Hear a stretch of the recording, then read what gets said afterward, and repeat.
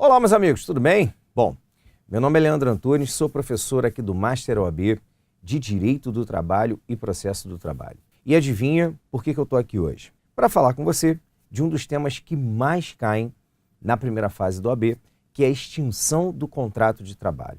Para você que se prepara para a primeira fase, não esqueçam que esse tema ele aparece demais e algumas peculiaridades são interessantes. Por exemplo, você tem que saber por que motivo o empregado foi demitido por justa causa, em que situações o empregado pode requerer a tal da rescisão indireta do contrato de trabalho e, principalmente, em que situação eu posso ter a tal da culpa recíproca, ou seja, a culpa dos dois. A justa causa, ela logicamente é motivada por uma falta praticada pelo empregado. Falta essa capitulada no artigo 482 da CLT. Então vocês devem ir para a prova conhecendo, sim, as faltas capituladas no 482. Leandro, como assim faltas capituladas? Insubordinação, indisciplina, mau procedimento, a embriaguez e por aí vai, desídia e por aí vai. Vocês têm que, obviamente, ler todas as alíneas do 482. Lembrando que quando o empregado pratica uma falta, ele vai receber uma punição.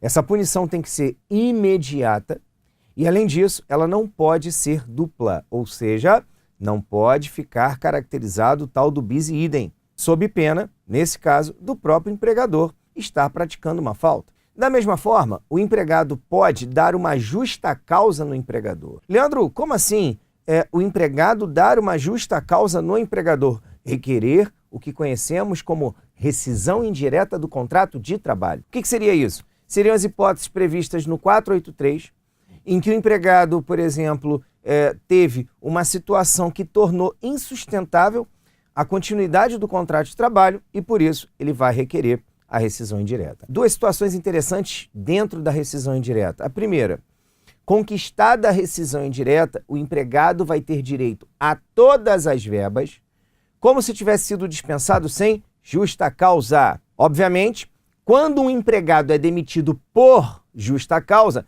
ele não tem direito a todas as verbas. Na verdade, ele vai ter direito às férias integrais acrescidas de 1/3 e mais o saldo de salário. Agora, se o empregado ajuiza uma reclamação e conquista a tal da rescisão indireta do contrato de trabalho, nesse caso, o empregado vai ter direito a todas as verbas como se estivesse sendo demitido sem justa causa. Então, são situações interessantes dentro dessa linha e, principalmente em relação à rescisão indireta, eu falei para você que eu tinha duas questões interessantes. Uma são as verbas devidas e a outra é que o artigo 483 tem uma regra que eu considero assim muito mais próxima da prova, que é a regra prevista na linha D, ou seja, quando o empregador deixa de cumprir as obrigações do contrato de trabalho.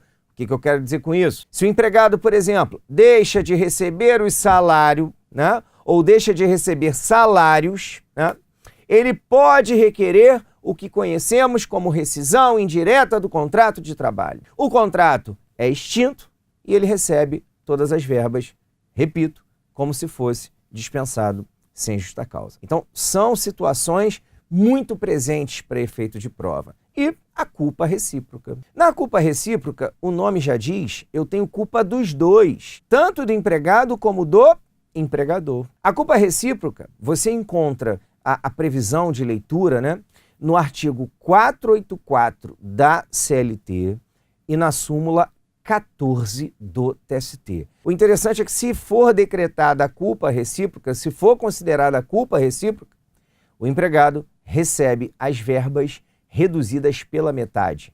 13º pela metade, valor do aviso prévio pela metade. Ao invés de receber a multa de 40% do FGTS, recebe a multa de 20% do FGTS. Então, leitura tanto do artigo 484 como da súmula 14 do TST. Tá ok? Espero que você tenha aproveitado bastante aí essas dicas em relação à extinção do contrato de trabalho.